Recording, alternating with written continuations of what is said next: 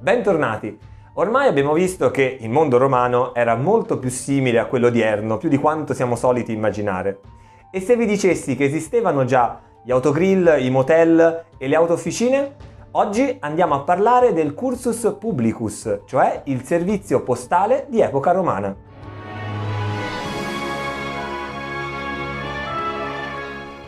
Il cursus publicus fu istituito per volere dell'imperatore Augusto, il quale voleva rendere più rapida ed efficiente l'amministrazione imperiale. Attraverso questo servizio era infatti possibile inviare posta, quindi dispacci, documenti amministrativi o informazioni militari, ma anche merci e persone. I postini dell'epoca si chiamavano tabellarii e, se dotati di un cavallo e quindi corrieri veloci, erano definiti veredarii. Portavano le missive conservandole all'interno di una sacca legata proprio alla sella e questa sacca era chiamata averta. Al suo interno avremmo trovato i documenti o sotto forma di rotolo di papiro oppure come tavolette cerate che venivano chiuse a formare una specie di libretto. Questo era il servizio veloce, infatti era definito cursus celer o velox. Ma per le merci invece il servizio cambiava e quindi avremmo trovato come mezzi di trasporto dei carri coperti trainati da buoi, detti clabularia. Proprio per questo motivo il servizio diventava tardus, cioè lento, oppure clabularius. Anche le persone potevano sfruttare questo servizio, come abbiamo detto, e in questo caso quindi le personalità di spicco dell'amministrazione romana potevano viaggiare sfruttando dei carri più leggeri. È stato calcolato che un corriere, quindi un veredarius, quindi un corriere a cavallo, poteva percorrere in una giornata all'incirca tra i 50 e i 70 km, ovviamente considerando anche le soste.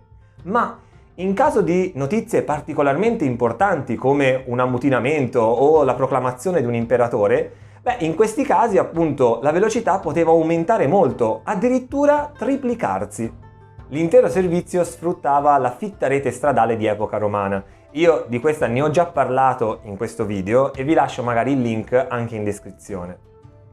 Lungo il percorso erano presenti delle strutture a intervalli regolari. A un giorno di cammino l'una dall'altra avremmo infatti trovato le mansiones, al singolare mansio, cioè una sorta di struttura che è una via di mezzo tra quelle che per noi sono gli autogrill e i motel.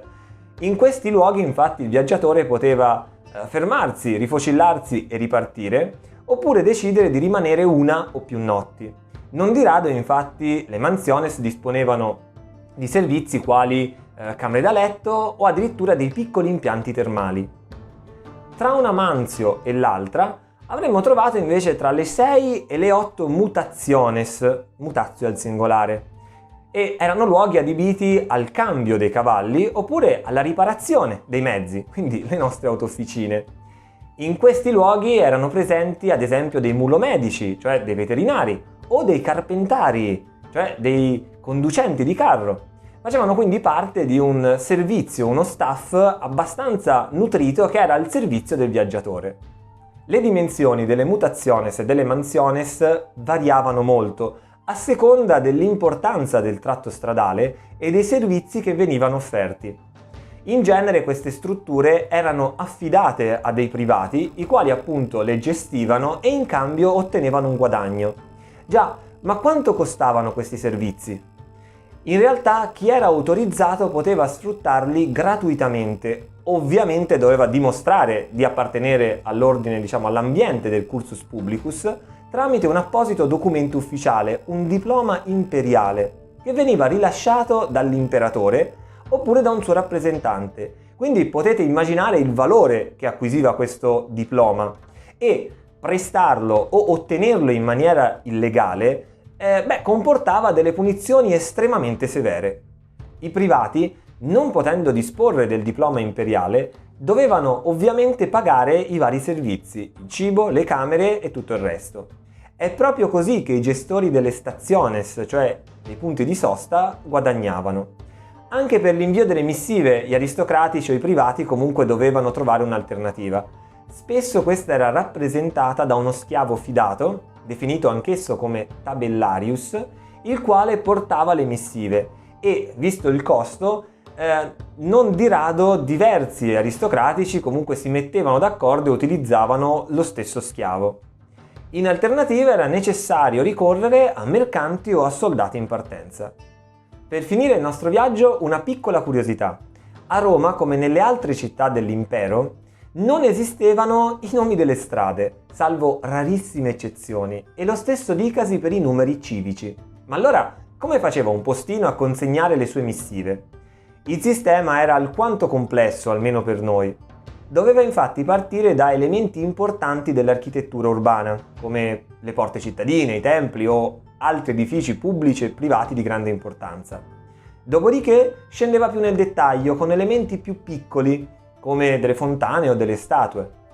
Individuata finalmente la strada, l'unica cosa che gli rimaneva da fare era quella di chiedere a chi abitava in zona.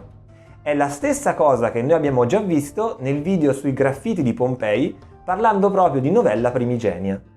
Bene, anche per oggi abbiamo terminato. Io vi ringrazio per aver seguito anche questo video, vi chiedo una piccola cortesia, e cioè quella di mettere un mi piace e di condividere questo video. Vi saluto e vi do appuntamento al prossimo viaggio. Arrivederci!